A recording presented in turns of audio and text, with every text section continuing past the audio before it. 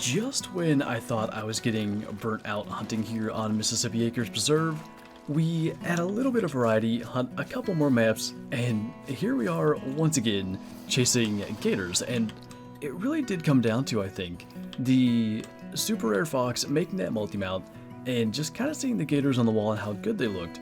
And kind of that made a necessity, at least in my mind, for a second gator on the wall. So we're given multiplayer shot once again. It has been very kind to us thus far here on Mississippi, and we'll see if it can maybe come through once again. It might be a good thing that we've only got a kind of small gator out here to start with. The last time we came out here, it took us a couple of tries to kind of get this strategy down, and we're going with the same thing. A muzzleloader hit, and then as quickly as we can, kind of switch into the 303 for a follow-up. Now, I don't think... Honestly, I have no idea what just happened. I don't think the first 303 shot hit. That, or maybe somehow it was like a neck shot. I saw the Derrick kick up behind it, but then it went down so quickly, it couldn't have been a hard shot. I honestly am a little bit lost on that one, but it's dead. It's floating its way over here, so I guess we'll find out shortly. Maybe this time there is no rust to shake off, but oh, it was the 303, and it was a hard shot. I was so sure that Dirt kicked up behind it, and I guess it still could have. And the first shot, it was kind of that same thing. We ended up shooting through sort of that like elbow area, and that stopped the muzzleloader from getting double lunged. But I mean, a hard shot on the move, that was the thing that we were struggling with, and the reason that I mentioned, you know, maybe getting a couple of practice shots on some lower level ones. It was rather difficult last time to make those follow-up shots consistently, and maybe a fluke, maybe not. A hard shot on the first one definitely isn't a bad deal. Well, the good news is we are improving. This time a level 6 gator out here, and I think the move is probably going to be to alert it.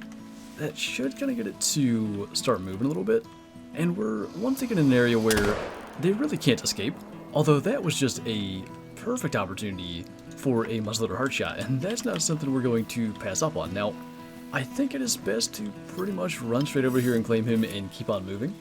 As I mentioned, we're in an area where it's a lot harder for them to actually escape, and I've talked about this spot our last couple of gator hunts, but the other thing that's kind of relevant here is once you spook them, they all kind of start to scatter and run around, and they kind of mostly run out into this area. So because of the fact that we shot, I want to get over here and at least get to see what's around. So a nice little dark brown silver, unfortunately, despite the really high score estimate for level 6.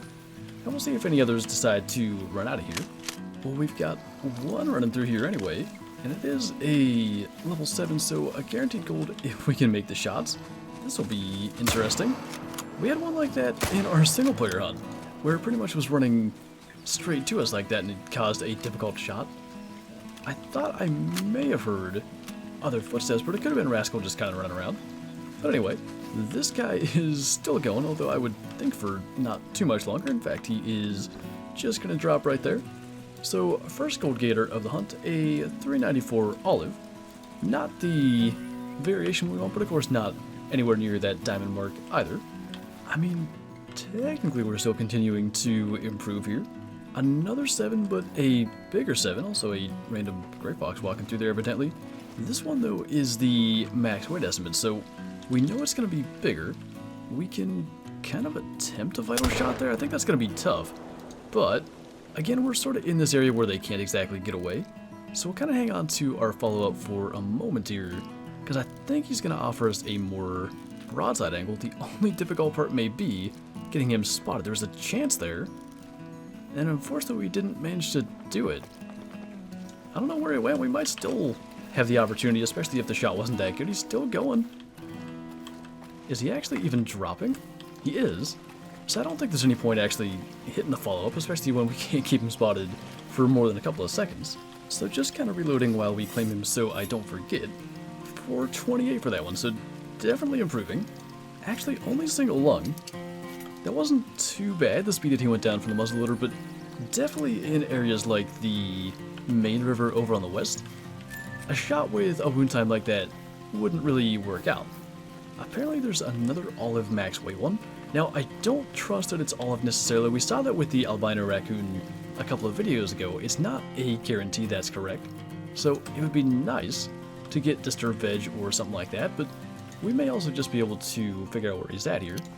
Is that going to be our guy? I think it is. If I'm not mistaken, that may have been a dark brown. Now there's two of them running here. I'm trying to switch into the 303 so we can get 2 quick shots in to try to get him down a little more quickly. Like, that doesn't look like an olive to me, so unless this is it, which it's not, we'll get him too. Ooh, that was maybe spinal cord on the follow-up? Brought him down really quickly. It was, in fact, spinal cord, still a silver level 6, and officially kind of breaking that chain of getting bigger and bigger as we went along. But, I mean, if we didn't shoot that one, the trend would have continued with the mythical. Now that we're a little closer, he does appear to be an olive. So, in that case, the map says fur type, but the map variation was correct. And 447, if we just ignore the 6, we can kind of continue with our little improving trend.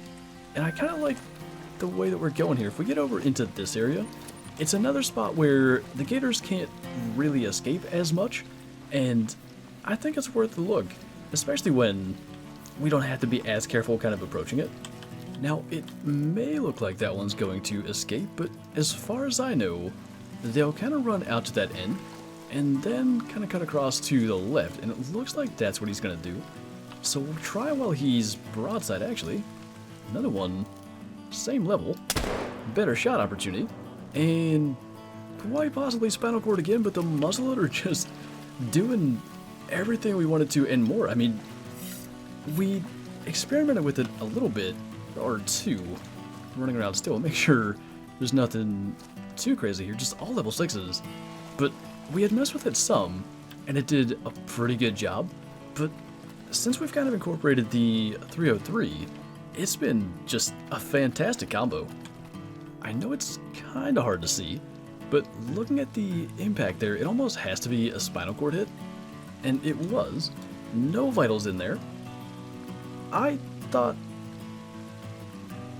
didn't think you had to actually hit the vitals necessarily, because you were able to go for the brain shot. I didn't realize the lungs were necessary. I'm so glad that we actually had this happen on a level 6. I really haven't messed with it much, but I had a bit of a theory that you could go for spinal cord shots if they were more consistent than, say, like a brain shot. And, I mean, you can, but you've got to get a vital hit in there too, and in that case, that wouldn't do it. I don't know why I thought you didn't have to hit vitals. I guess usually on species where you can shoot them in the brain, you don't have to. But that's actually good to know, and I don't remember if it was a stream or a video where I mentioned the spinal cord, but probably relevant to say that. I wouldn't necessarily recommend going for it now that I've seen what happens. I just don't even know how we're going to pull this off. It's just past 1600 in game, and as you can see, there is a level 9 alligator out there, and I just don't know what variation it is. But I mean, yeah, they're not going to go back to their zones. The only feasible way I can see this happening is alerting him and trying to make the shot to the brain. Now, 150 meters, I don't know if I like that. And actually, I think I'd like it maybe a tiny bit better with the 303, but like, that angle is just not good, and the difficulty is, like, trying to keep him spotted just to know how alert he is, and if he sinks, I feel like we're kind of out of luck. So he's still alert for now. We can kind of keep on scooting in a little bit closer, but I mean, he's almost out of the water enough. He's alarmed. Man, I just, especially when they're doing that, I don't like that shot. He's still alarmed, kind of going away. We could try that, but I don't know, we can maybe keep on working our way closer. He just does not want to go out of the water. It went to fleeing. I don't know. I didn't like that second shot. He's going down. But we came over here to the main river, and I don't know if that's going to be enough. There's no hunting pressure, which at least means he hasn't drowned yet. He just popped up. I can't believe that worked. He's kind of looking to be an olive to me, unfortunately. In fact, I'm quite certain he is. But he is not only a diamond, our biggest diamond at 500.6, and those 303 shots, both were good actually. Both were lung hits. I mean, we'll send that guy to the trophy lodge. And, I mean, not quite what we came out here for, but a diamond gator on a hunt where we're chasing gators, that part is a good thing. But I can't believe this actually, our only 2 diamond gators were both double shots with the 303. That's actually kind of cool. But I think actually on that note, we are going to head back to the trophy lodge, especially after the stress of trying to make that shot. I think I want to go and take a look at him in his new spot there by our old diamond gator, and I'm just so glad that worked out. That would have been pretty unfortunate how we lost him. Now, he was the olive variant, but it was still really cool, and only our second legendary gator so far, so I'm just glad we got him down.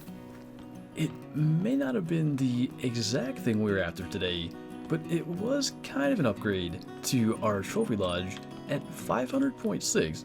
It was just about 7 points higher than our previous diamond, and of course both are the olive variation, and whether it is a gold rare or a dark brown diamond, I really do want just like a little bit of variation over here on this wall.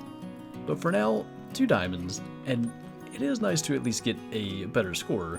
And I mean, we've gotten a little more consistent, I think, with our ability to take them down. So whether it is through single player and, you know, shooting a bunch of them and, you know, getting them down and getting the respawns, or whether it's in multiplayer and hopefully being able to make that shot when it counts in a situation like that.